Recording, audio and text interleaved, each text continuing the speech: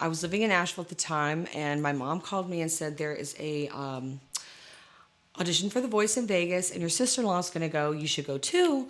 And I was like, I don't want to be on one of those shows, but it's Vegas, so I'll go. And so me and my friend at the time went, and it was so nerve-wracking. I was the first 10 in line. I got there at like 3 a.m.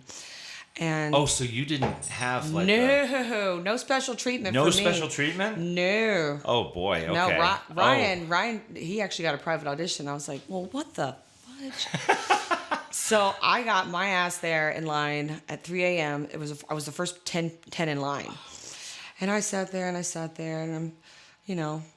sitting there just like, it was so funny. My friend would tell the story. I'm just like sitting on the steps and everybody's like, has their tea and their scarf around their neck and they're doing their warm-ups and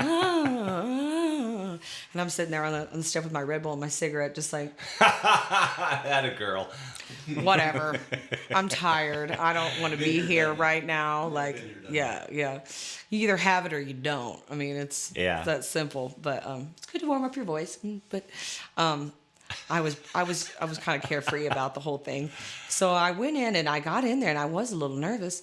And it's like 10 at a time, and you're in this ballroom, and it's pretty big, and there's just this table and this person and 10 others auditioning, and you just sit in this chair and they call you up by your number one by one, and you literally stand up, you sing a verse and a chorus, and you sit back down. And that's it, just a verse and a chorus. No That's it. complete songs or anything. No, so you better get it on at that. I mean, did you sing a cappella? We did. They all did. Oh, really? And I mean, we're talking like pretty mildly okay acoustics, but I don't know what made it just kind of came to me. I was working at a bar at the time, and a song called "I Put a Spell on You" it came on, and it was CCR's version. But I went and I was like, I really like that song, but I wanted to see what other versions they had. So it was Nina Simone that I had found. So I listened to her version, and that was actually my audition song for that. And I just actually feel like it was like I blacked out in that moment because I did so freaking good. Like, I don't honestly give myself compliments. You made it onto I don't the give myself show. compliments ever. And I blew that audition out of the water. It was like, oh my God, that was cool. But I was still nervous. Like, I don't know if that was what they were looking for. So sure enough, out of that whole group, I got the first red ticket out of the entire day.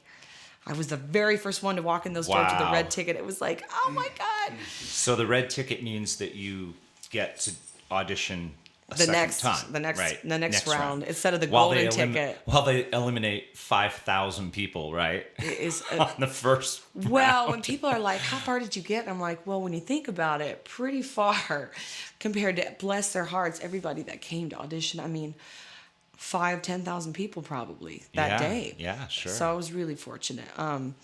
But I went into the next round. Anyways, they would fly us back and forth to Studio City, Burbank for Universal's studios. That's where everything was filmed. And we'd do these, so many auditions, and we do all this paperwork and psychological tests and everything. And there's a lot that goes into it. And then I went and got on the show officially. Was so nervous, and did Black Velvet. That was my audition song. And by the way, you don't get to pick your song. Yeah, they have to have everything choreographed it's licensed. And all of that. And really? Okay. Yeah, they have to get licensings for everything. Yeah. So you make tons and tons of lists of songs that you know or would want to learn or want to sing.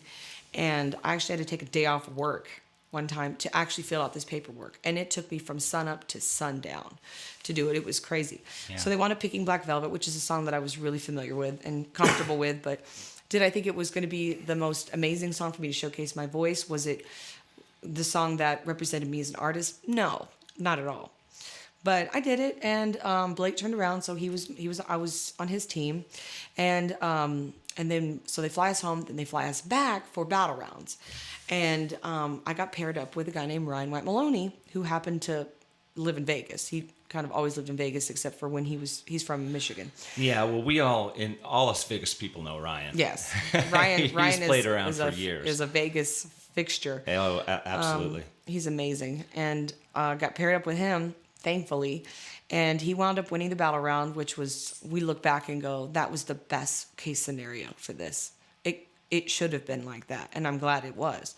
Right. So he comes after the show's over. We all go back to our normal lives, and it's really hard because you go from being on this television show to not really getting any help or having, your phone's not ringing off the hook for gigs or for anybody. It was just really strange.